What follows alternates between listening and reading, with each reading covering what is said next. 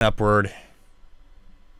After this film is the film that you will be waiting on, that you're waiting to talk about. Oh boy. But this is a little bit of an interruption here. Finding Dory. Yes. AKA the film, the sequel to Finding Nemo.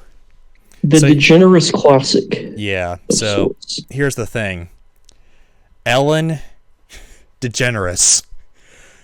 The history of this, Ellen DeGeneres was really, really pushing for this film to be made. Mainly because she knew that A, she knew that people loved it, and B, that's her only real claim to fame other than her show. So she wants more Pixar money, I guess. So yeah. She was pushing finally, all right, if you'll stop asking. Basically, yeah. If she was pounding at the high heavens for like a Finding Nemo sequel. And finally Pixar was like, fine, we'll make one. Can you shut up? Can you shut up, please? I would expect nothing less from Ellen DeGeneres. And of course, she was the star of this film. But unlike... Yep, in her present form, of course, yes.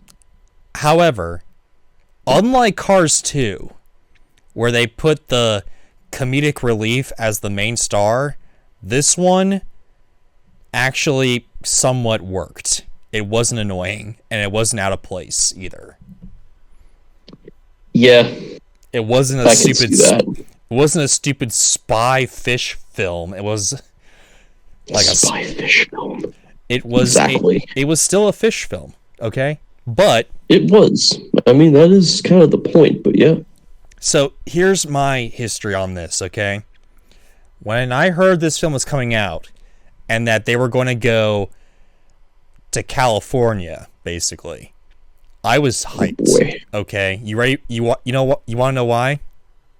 Sure. Because Finding Nemo was so...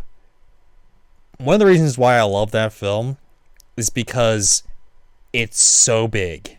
It's almost epic. And it's almost epic, honestly. They go from the Great Barrier Reef to Australia, okay? Which is just a centimeter. It's like a little bit. It's like a little thing on the map, on the globe, right? But they were going to go... But in this film, they were going to go across the Pacific Ocean, a.k.a. the biggest ocean in the world, okay? True. And do you know what happened in the first 15 minutes? They went to California. The end. Yes. And Dory swam. Yes. That's literally unfortunate that I actually got that right. Literally in the first 5 minutes. Somewhat sarcastic. That's kind of toileting. So what happens is Dory remembers some things about her parents and all that, and they're like, she's like, oh, I gotta go to California or whatever. I gotta get to California to find my parents and all that, you know, because she's gotta do that. Which that was well set up, you know. That was fine, you know. It's whatever. Sure. It's fine. But then they catch a ride with the turtles, which is good because the turtles were the best part of the first film. Nice little callback. All right, cool. Commonly kind. But they literally took a current from the Great Barrier Reef to California, and it was like 5 minutes, and they were in California. I was like, what the hell? What? Huh? Are you kidding me right now? What? Are you... What? Hey, can I speak to your manager, please? Can I speak to your manager, please? Because this... No. Okay, no. No. You could have... That is an ML no, if you know what I mean. Yes. You do, don't you? You know exactly what I'm talking about. No. I was shocked. I was shocked when that transpired. Okay. So the M within came out, if you will. I couldn't believe it. Plus the It did. seagulls weren't Holy crap. there. No, the only callbacks were the Ah, turtles, and that's it. Everything else was new. That's yeah, fine. 20. That's fine. But it was like a fill-in, I guess, if you know what I mean. Like, for instance, Dory and Nemo and Merlin get separated. Nemo and Merlin stay together, but Dory gets separated from them, right? So they gotta find Dory, aka Finding Dory, the film, if you will. And along the way, they meet these seals, and they're basically the fill-in for the pelicans and the seagulls in the first film, where sometimes they're just physically talking to them, but then other than that, when another what seal? I keep on forgetting their names. I keep on thinking of them as otters, but no, they're seals. Another seal comes on the rock. They're just like off, off, off, off, off, off, off, off, off. Anyway, yeah, they do like that.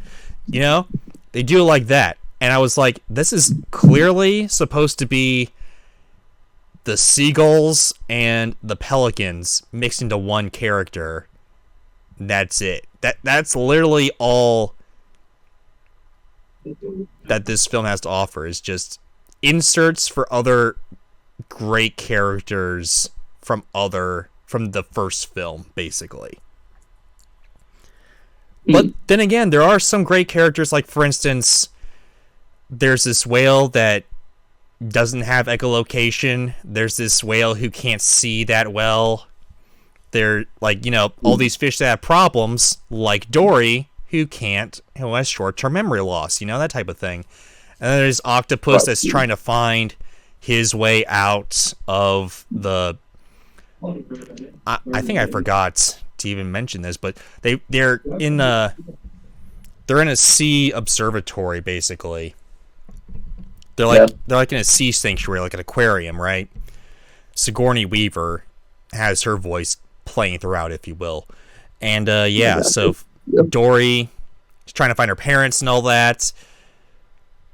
Goes through this huge adventure, that type of thing. There's a lot of interesting jokes. There's a lot of heartfelt things, like, for instance, when she actually does find her parents, it's truly just cry-inducing, if you will. Yeah, I could see that. It really, truly is. And then there's a lot of great jokes in there, too, especially at the ending with the truck and all that.